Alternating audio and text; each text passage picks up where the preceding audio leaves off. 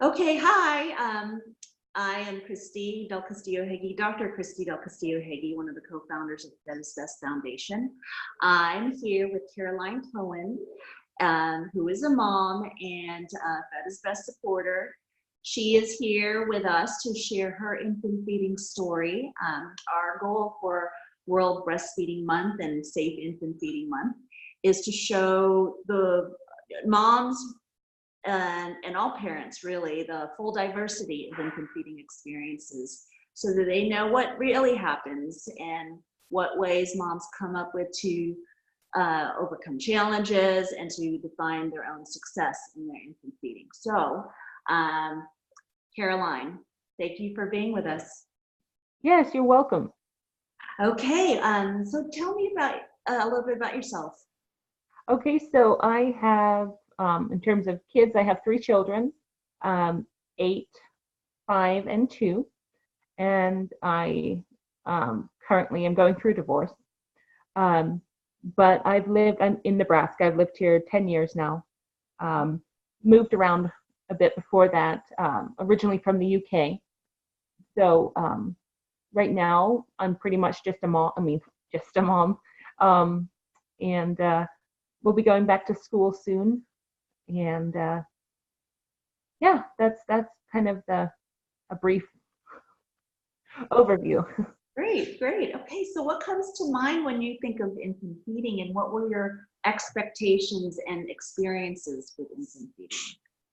So I'll tell you, and when I was thinking about this interview this morning, and talking about my experience, honestly, I got a stomach ache from the anxiety that came up. Just it was so traumatic for me. I did breastfeed some with all three children, but my son, who's 8, I thought you were supposed to breastfeed. That's what you were supposed to do. I really wanted to breastfeed. I was much more what you'd call crunchy than more into the woo, and like breastfeeding was the way to go, and the whole amber necklace thing, which is ugh.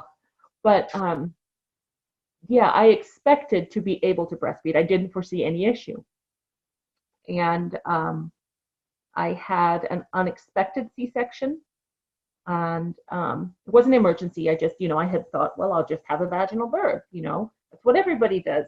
That didn't happen. I had my C-section, and it's hard to remember everything, but I know that my son wasn't gaining as he should.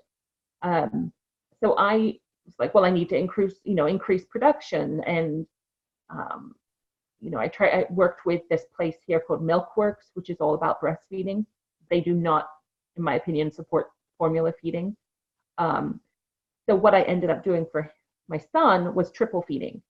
And triple feeding is where you're breastfeeding, you are pumping, and you are feeding, I think it's the formula as well, or the milk. And I had postpartum depression. I didn't know what it was, but I'm doing this insane triple feeding. And I remember one day I'm sitting on my bed and I'm just crying uncontrollably. And my then husband actually took me to the ER because he's like, I don't know what to do. So that's kind of the beginning of it. I wanted to keep, so I did end up supplementing. And then I don't know how far along it was, like 6 months, I think I got to with him. Yes, I ended up in the ER because I couldn't stop crying. And then I did start to supplement. I think I went on an antidepressant at that point, which then, I had absolutely no sex drive whatsoever.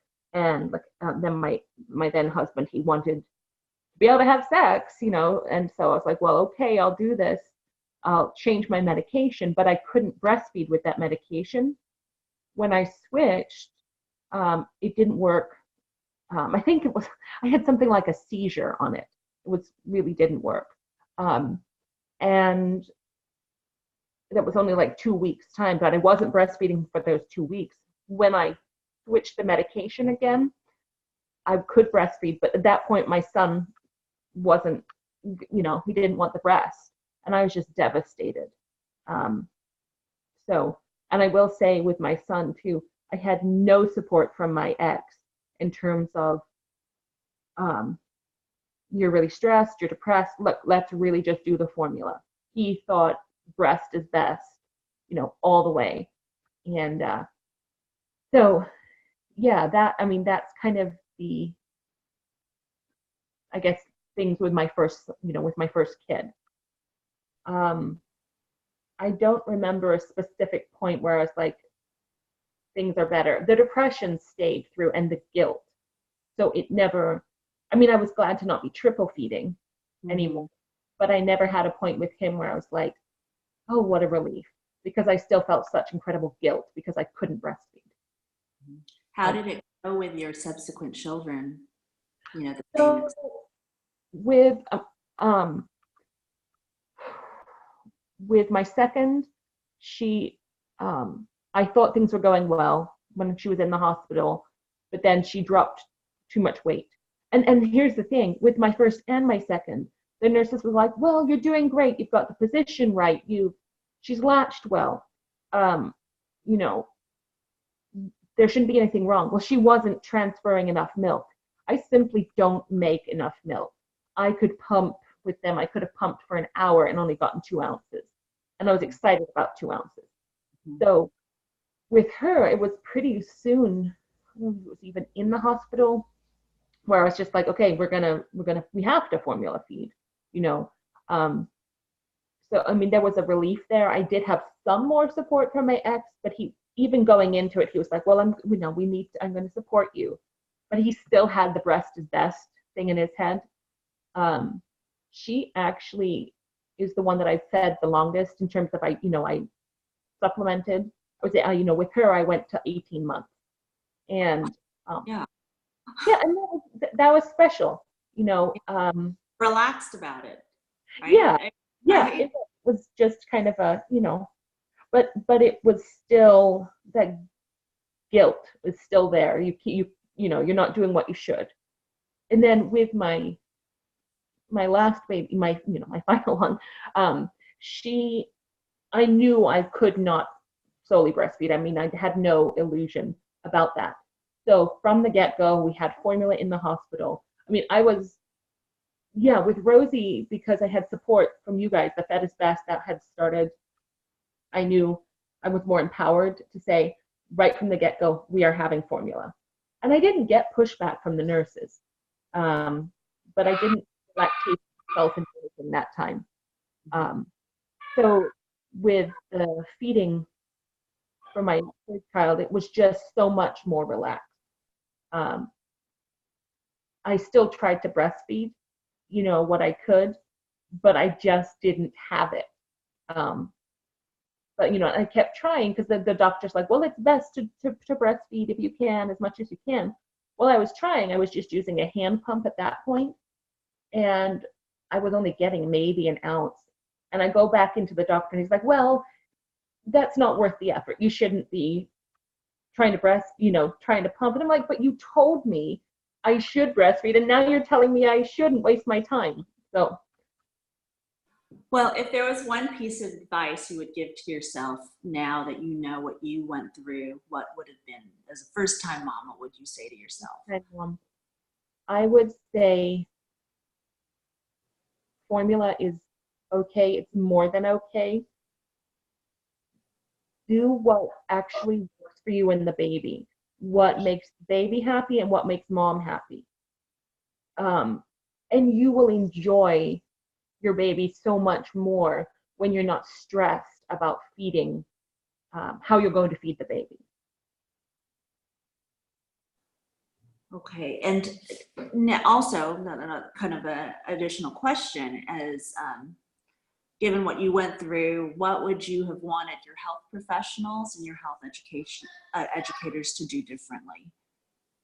So, well, first of all, I would want to have been much more aware of postpartum depression. I had it badly with each 3. And then the breastfeeding can exacerbate that, the stress of it, for me exacerbated it. I would say what I wanted from the professionals is to not have a lactation consultant pushing breastfeeding.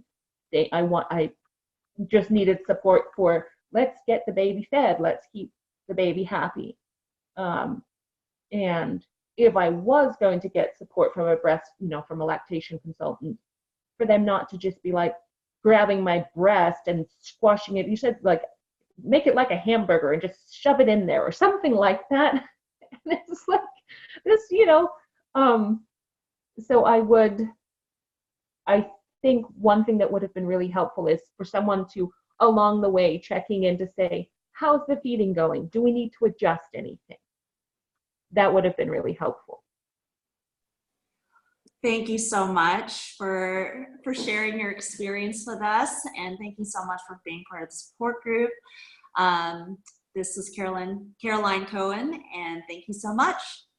You are very welcome. Thank you. All right, you have a good day. You too. Okay. Bye.